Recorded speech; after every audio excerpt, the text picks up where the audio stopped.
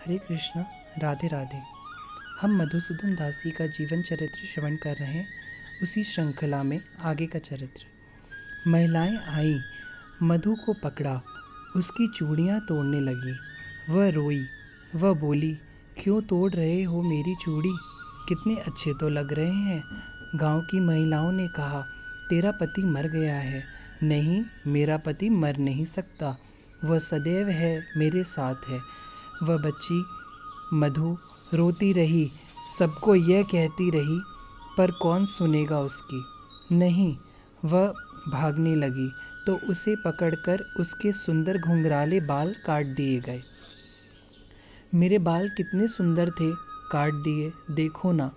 सफ़ेद साड़ी पहनी वो बच्ची अपने कृष्ण से शिकायत कर रही थी। वह सुबक रही थी, अपने आंसू और नाक दोनों पोंछ रही थी। मधु, चल आज शाम को पास में कीर्तन है। मधु की माता ने सोचा बच्ची का मन बहल जाएगा, इसीलिए उसे मधु से कीर्तन में चलने के लिए कहा था। अपनी माता के साथ वह कीर्तन में गई। सबको लाल टीका लगाया गया था, पर मधु को नहीं। उसने स्वयं ही लगा लिया, पर उसकी माता ने मिटा दिया था उसका टीका। वृंदावन में मुरली बाजू, बस यह कीर्तन सुनते ही मधु मूर्छित हो गई। उसके मुख से कृष्ण कृष्ण कृष्ण यही निकलने लगा। एक परम पवित्र नदी है जिसका नाम है गंडकी। इसी नदी से शालिग्राम शिला प्रकट होते हैं। इस नदी का उद्गम नेपाल से है। नेपाल के कई क्षेत्रों से होती हुई ये बिहार में उतरती हैं। इसी नदी के पास नेपाल में बसा हुआ पर्वतीय क्षेत्र था, ये पल्पा। इसी पल्पा के पास एक तीर्थ पड़ता था, जिस तीर्थ का नाम ऋणी क्षेत्र है। भगवान श्री ऋषिकेश का बड़ा सुंदर मंदिर है। शालग्राम शिला से स्वयं प्रकट प्रतिमा है। नेपाल के लोगों और विश्वास वैष्णव इसे महान तीर्थ मानते हैं। यह पल्पा के पास में ही है। मधु की दीदी गंडकी नदी के किनारे बसे तीर्थ में वास करती हैं।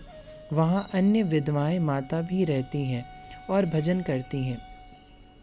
माघ संक्रांति में बड़ा भारी मेला लगता है। उसमें मधु इस तीर्थ में आई। 7 वर्ष की यह बच्ची विधवा, सफ़ेद साड़ी पहनी हुई, मुड़ा हुआ सिर, गंडकी नदी में इसने अपनी माता के साथ स्नान किया। फिर भगवान ऋषिकेश के दर्शन करने के लिए गई।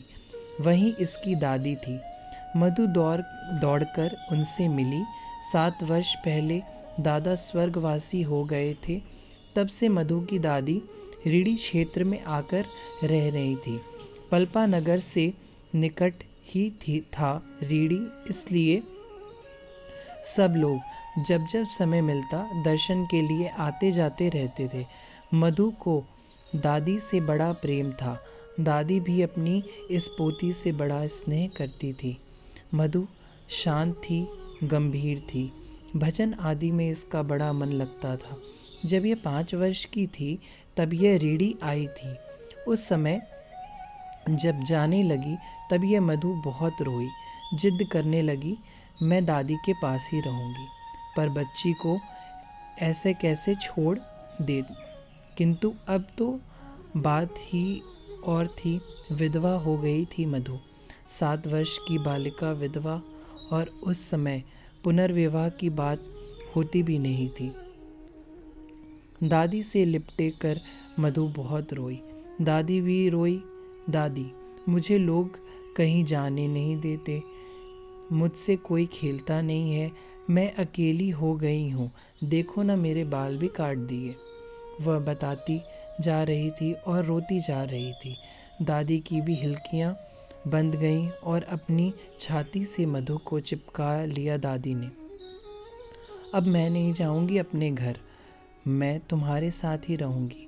दादी ने भी पुचकारते हुए कहा, ठीक है, यहीं रहना, मेरे साथ रहना।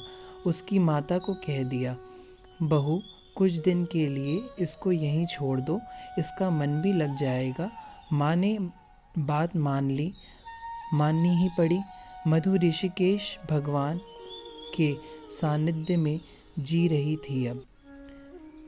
मधु चल, यहाँ पास में सत्संग होता है, सुनने चल, दादी ने कहा। मधु खुश हो गई। आज सुबह 4 बजे उठकर गंडकी नहाई थी ये, फिर इसने पूजा भी किया था। भगवान ऋषिकेश के दर्शन करके आई थी दादी के साथ। 1-2 माला जाप करने के बाद दादी बोली थी, चल सत्संग सुनकर आते हैं। मधु खुश होकर दादी का हाथ पकड़कर चल दी थी। दादी, कैसा सत्संग होता है? मधु अपनी दादी से पूछती हुई चल रही थी। सत्संग तो सत्संग होता है, कैसा वैसा क्या? दादी ने 2 टुक कर जवाब दिया। नहीं दादी, सत्संग भी 2 प्रकार के होते हैं, एक बोर करता है और एक से रसपूर्ण होता है, जिसमें भगवान श्री कृष्ण की बांसुरी बजती है, यमुना बहती है। पहाड़ी रास्ते से चलते हुए मधु अपनी दादी से बोल रही है, सांस लेते भी बोल रही है और दौड़ते भी। और बोर सत्संग? दादी ने हंसते हुए पूछा। श्री राधे। शेष चरित्र कल।